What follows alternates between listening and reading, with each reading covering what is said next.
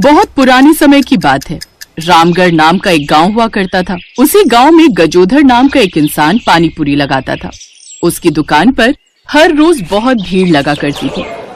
सब लोग जल्दी जल्दी लाइन में खड़े हो जाओ और अपना अपना आधार कार्ड निकाल लो। सभी लोग लाइन में लग गए और सबने आधार कार्ड भी निकाल लिया। राजू नाम का एक आदमी पहली बार उस पानी पूरी वाले के पास आया था। उसने लोगों से पूछा, आप सभी लोगों का आधार कार्ड देखकर पानी पूरी खिलाते हैं क्या? मेरे पानी पूरी बहुत तीखे और मजेदार होते हैं। 18 साल से कम उम्र वाले बच्चे इतना तीखा पानी पूरी नहीं झेल पाएंगे, समझे? ऐसी बात है क्या? तो ये रहा मेरा आधार कार्ड। सभी लोग आधार कार्ड दिखा दिखा कर गजोधर की पानी पूरी खा रहे थे। पानी पूरी बहुत तीखे थे, लेकिन स्वादिष्ट भी उतने ही थे। गजोधर भैया के पानी पूरी तीखी जरूर होती है, लेकिन खाकर जो है मजा ही आ जाता है। लेकिन गजोधर भैया, आप पानी में ऐसा कौन सा मसाला डालते हो जिससे सारे लोग जो है खींचे चले आते हैं आपके पास? अगर मैंने ये बता दिया तो बाकी लोग भी वैसा ही पानी पूरी बनाने लगेंगे भैया। ये बात मैं अपने बाप तक को ना बताऊं। हाँ, ऐसे ही सभी लोग गजोधर से ही पानी पूरी खाते थे। कुछ दूसरे लोगों ने भी उसके आसपास पानी पूरी का ठेला लगाने की कोशिश की, लेकिन उनकी दुकान पर कोई आता ही नहीं था। ऐसे ही दिन बीतते गए। एक दिन गांव के दो आदमी महेश और रमेश गजोधर की पानी पूरी के ठेले के पास आ रहे थे। यार रमेश, जब तक दिन भर में एक बार गजोधर के पानी पूरी न खा लेना, तब तक यार ऐसा लगता है कि पेट खाली खाली है। बिल्कुल सही कह रहे हो महेश। गजोदर के तीखे पानी पूरी खाकर दिमाग झन्ना जाता है। दिमाग की सारी नसें एक्टिव हो जाती हैं यार। बिल्कुल सही कहा रमेश। एक दिन मैंने ये पानी पूरी अपने मालिक को खिला दी तो उन्होंने मेरी पगार बढ़ा दी। बताओ क्या बात कर रहे हो महेश? अरे बिल्कुल सही कह रहा हूँ।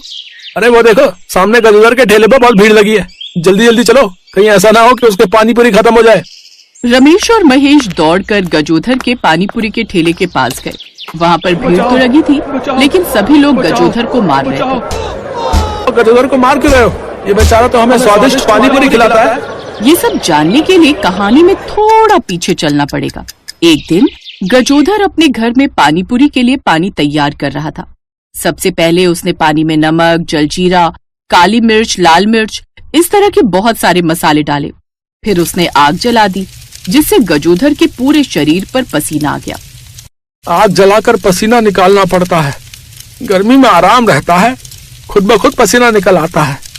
खैर, अब ये पसीना मैं इस पानी में निचोड़ देता हूँ। हाँ। तभी वहाँ पर उसकी पत्नी और उसका 5 साल का बेटा आ गया। पापा, ये क्या कर रहे हो? लोगों को पसीने की पानी पूरी खिलाती हो आप? बेटा, तुम्हारे पापा तो शुरुआत से ही ऐसे ही करते हैं। अपने शरीर का सारा पसीना पानी में निचोड़ देते हैं, जिससे लोगों को पानी पूरी का स्वाद भी पता नहीं क्यों अच्छा लगने लगता है। मैंने आपसे कितनी बार कहा है कि लोगों को हाइजीनिक पानी पूरी मत खिलाया करो।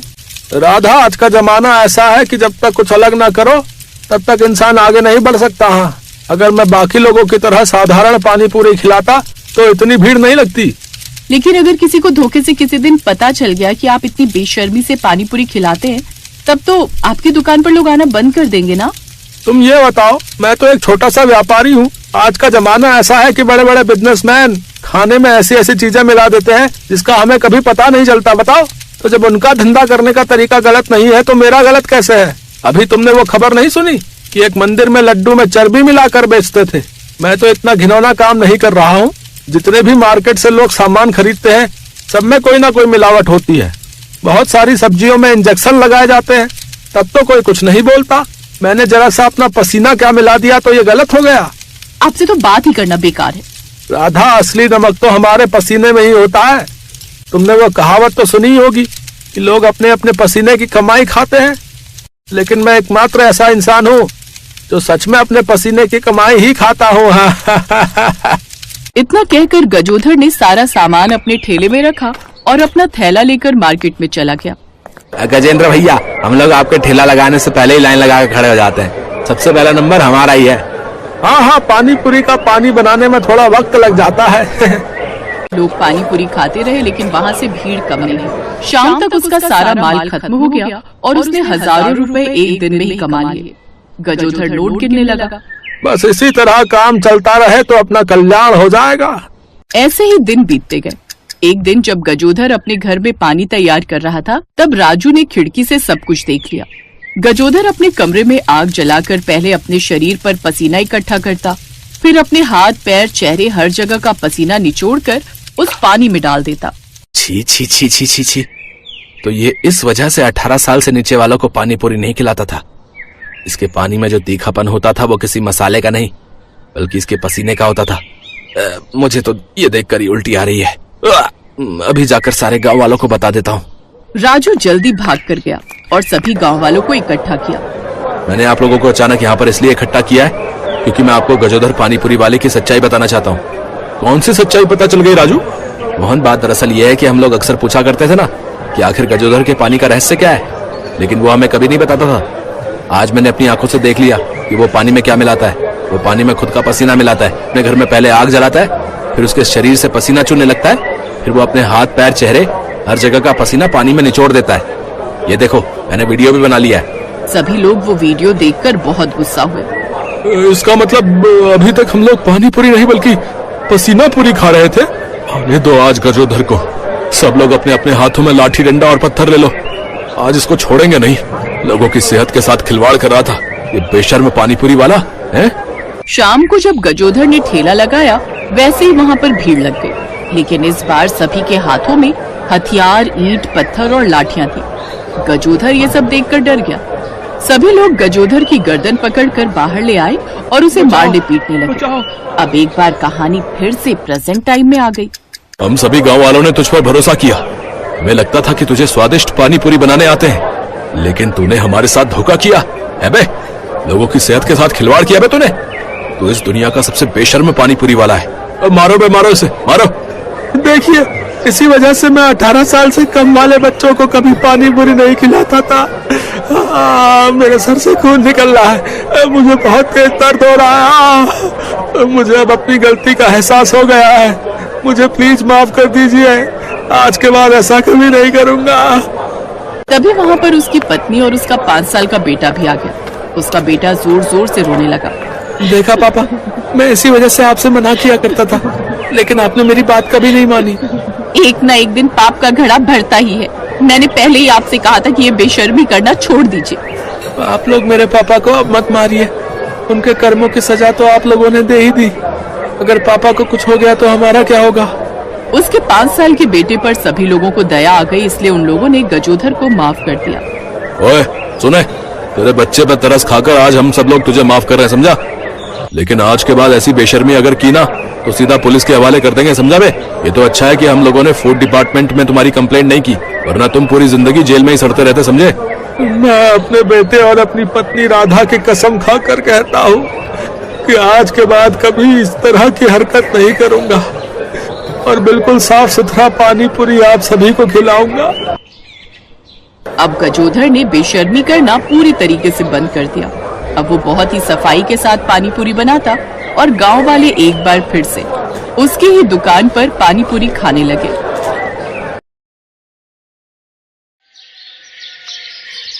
ये कहानी है जग्गी पकौड़े वाले की। जग्गी की पत्नी सीमा और जग्गी दोनों मिलकर पकौड़े बेचा करते हैं। जग्गी के पकौड़े लोगों के बीच काफी प्रसिद्ध हैं। जो एक बार उसकी दुकान में आता है वो बार बार आना चाहता है। पकौड़े खा लो, पकौड़े, गर्मा गर्म पकौड़े, प्याज के पकौड़े, आलू के पकौड़े, मिर्ची के पकौड़े। एक बार खाओगे बार बार आओगे।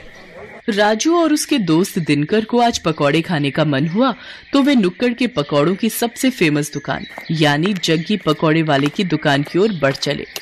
आज सही समय पर निकले हम दोनों, नहीं तो जब तक जग्गी की दुकान पर पहुंचते थे उसकी दुकान के सारे पकौड़े खत्म हो जाते थे। आज तो जमकर पकौड़े खाऊंगा। जग्गी के मिर्च वाले पकौड़े तो इतने स्वादिष्ट होते हैं भाई कि क्या बताऊं यार। एक बार मेरी बीवी मुझसे नाराज चल रही थी, उस रोज मैं उसके लिए जग्गी के पकौड़े ले आया। अरे राजू भाई क्या बताऊं, एक वो दिन है और आज का दिन है। मेरी बीवी मेरे से ऊंची आवाज में बात तक नहीं करती, नाराज होना तो छोड़ ही दो।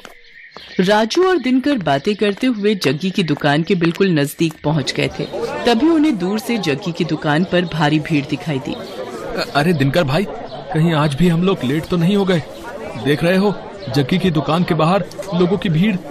दिनकर दुकान की ओर देखता है, लेकिन एक बात उसे अजीब सी लगती है। उसने देखा कि दुकान के बाहर जितने लोग थे लगभग सभी के हाथ में डंडे थे, कुछ ने पत्थर भी उठा रखे थे। अरे राजू भाई, भीड़ तो दिख रही है, लेकिन भीड़ में लोगों ने डंडे और पत्थर क्यों उठा रखे हैं? कहीं कोई गड़बड़ है क्या? उन्हें कुछ समझ आता उससे पहले लोगों के जोर जोर से चिल्लाने की आवाज आने लगी और सभी गुस्से में कह रहे थे, मारो मारो मारो इसे, छोड़ना नहीं है, मार इसको, मार। उसके बाद दिनकर और राजू ने देखा कि वहाँ खड़ी भीड़ जग्गी को दुकान से खींचकर बाहर निकाल रही है। बाहर निकल।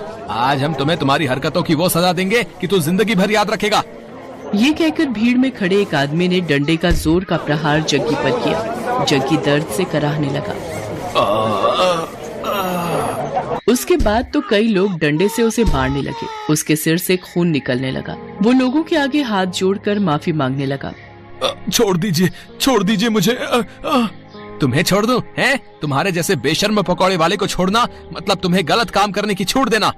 ये कहकर भीड़ में से ही एक आदमी ने अपने हाथ में लिया पत्थर उठाया और उसकी ओर तान दिया। ये देखकर जग्गी दुकान से निकलकर तेजी से भागने लगा।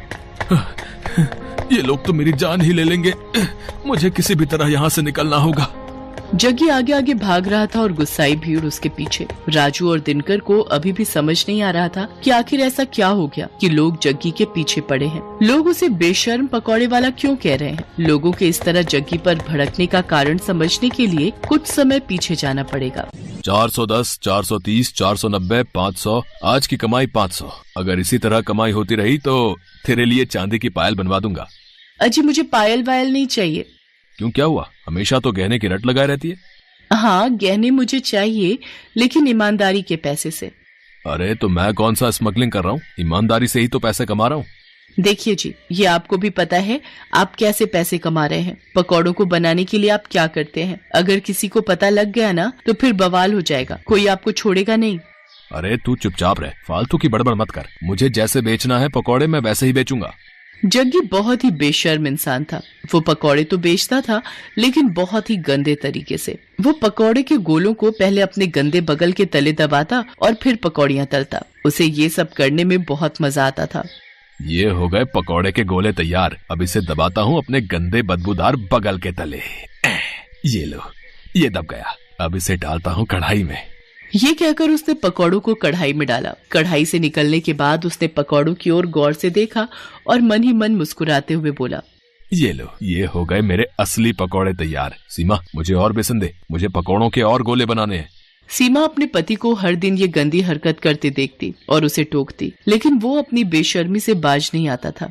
अरे ये तो क्या हर दिन चिक चिक करती रहती है, हैं? क्या करती रहती है? मैं कोई गलत नहीं कर रहा। ये तो किताबों में लिखा है कि पसीने की कमाई का मोल ही अलग है, और मैं तो पसीने की ही तो कमाई कर रहा हूँ। मेरे बगल के, यानी मेरे बगल के पसीने की कमाई। अरे वही तो पकौड़ों में स्वाद भर देते हैं और लोग बार बार हमारी दुकान में आते हैं। ले तू भी खा मेरी पसीने की कमाई के पकौड़े।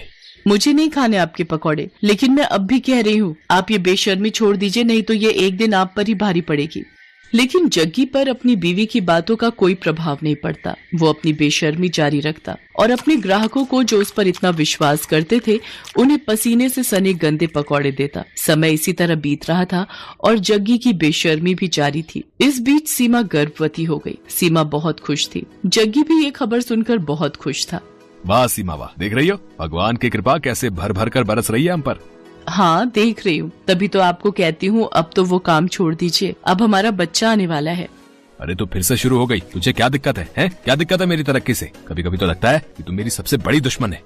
एक बार फिर से जग्गी ने अपनी पत्नी सीमा को चुप करा दिया और अपनी बेशर्मी में लगा रहा। लेकिन वो कहते हैं ना कि गलत काम कितनी भी चतुराई से आप करें, एक न एक दिन आपका भेद खुल जाता है और फिर उसके बाद आपको उन सारे पुराने गुनाहों का भी हिसाब देना होता है जो आपने किया होता है। एक दिन की बात है, जग्गी पकौड़े बनाने के लिए पकौड़ों के गोलों को अपने बगल के नीचे दबा रहा था और धीरे धीरे कढ़ाई में डाल रहा था। तभी दूर खड़े एक आदमी की नजर उसकी इस हरकत पर गई। अरे ये पकौड़ी वाला जग्गी क्या कर रहा है भाई? है? अरे छी छी छी छी छी, मुझे तो उल्टी आ रही है इसकी इस हरकत को देखकर। उसने चुपके से जग्गी का वीडियो बना लिया और फिर उसकी दुकान पर गया। ओए जग्गी, तू तो बड़ा बेशर्म है? तुम्हारे ग्राहक तुम पर इतना भरोसा करते हैं और तू उन्हें गंदे पकौड़े खिलाता है? गंदे पकौड़े? ये आप क्या कह रहे हैं भाई? ज्यादा भोले मत बन और सच सच बता, तू पकौड़ों को तलने से पहले उसे अपने बगल के नीचे दबाता है ना? छी छी छी छी, ये आप क्या कह रहे हैं साहब? भला ऐसा कौन करता है? मैं तो पूरी सफाई से अपना काम करता हूँ। क्यों सीमा, बताना साहब को। सीमा ने जग्गी की बात का कोई जवाब नहीं दिया, बस अपना सिर नीचे झुका लिया। वो ग्राहक समझ गया कि जग्गी इस तरह उसकी बातों को नहीं मानेगा। उसने जो वीडियो बनाया था वो वीडियो उसने लोगों को भेजना शुरू कर दिया। जिसने भी उस वीडियो को देखा उसे उबकाई आने लगी। छी छी छी, बाप रे, मैंने भी तो इसके यहाँ के पकोड़े खाए थे। वो ऐसे पकोड़े बनाता है, इस तरह से तो वो लोगों की सेहत से खिलवाड़ कर रहा है। वो वीडियो 1 से 10, 10 से 100 और 100 से फिर लाखों लोगों तक पहुंचकर वायरल हो गया। उस वीडियो को देखकर सभी को बहुत गुस्सा आया और गुस्से में वे सभी जग्गी की दुकान पर डंडे और ईंट पत्थर लेकर पहुंच गए। आज छोड़ना नहीं इसको, इसकी सारी बेशर्मी आज हम निकाल देंगे, मार देंगे इसे। हाँ, आखिरकार लोगों ने उसे पकड़ लिया। एक बार फिर से सभी उसकी पिटाई करने लगे। तभी उसकी पत्नी सीमा भागती हुई वहाँ आई और लोगों के आगे हाथ जोड़ते हुए उसने कहा, मैं जानती हूँ कि इनकी गलती माफ करने के लायक नहीं है। इन्होंने आप लोगों के विश्वास का खून किया है, आप लोगों की सेहत के साथ खिलवाड़ किया है, लेकिन आप लोग इन्हें मार देंगे तो मेरा बच्चा जो अभी मेरी कोख में है उसके सिर से पिता का साया उठ जाएगा। भगवान के लिए मेरे कोख के बच्चे पर रहम कीजिए और इन्हें छोड़ दीजिए। एक गर्भवती औरत की गिड़गिड़ाहट को सुनकर लोगों का दिल पसीज गया और उन्होंने इस वादे के साथ जग्गी की जान बख्शी कि भाई कान खोल के सुन लो, हम तुम्हें छोड़ तो रहे हैं, लेकिन अब कभी इस तरह और इस जगह पकौड़े ये नहीं बेचेगा। इसे ये जगह छोड़नी होगी। सीमा ने उनसे वादा किया। जग्गी को वो जगह छोड़नी पड़ी। जग्गी को बार बार उसकी गलतियों के लिए आगाह किया जा रहा था, लेकिन वो अपनी आदत से बाज नहीं आ रहा था और एक दिन उसी आदत के कारण न सिर्फ उसकी जान पर बनाई बल्कि उसे अपनी वो जगह भी छोड़नी पड़ी जहाँ उसकी दुकान बहुत चलती थी। आज जग्गी जहाँ भी अपनी दुकान लगाने की कोशिश करता है उसके पुराने कर्म उसकी राह में आ जाते हैं। अब उसे अपनी करनी पर बहुत दुख होता है, लेकिन वो कहते हैं ना कि अब पछताए होत क्या जब चिड़िया चुग गई खेत।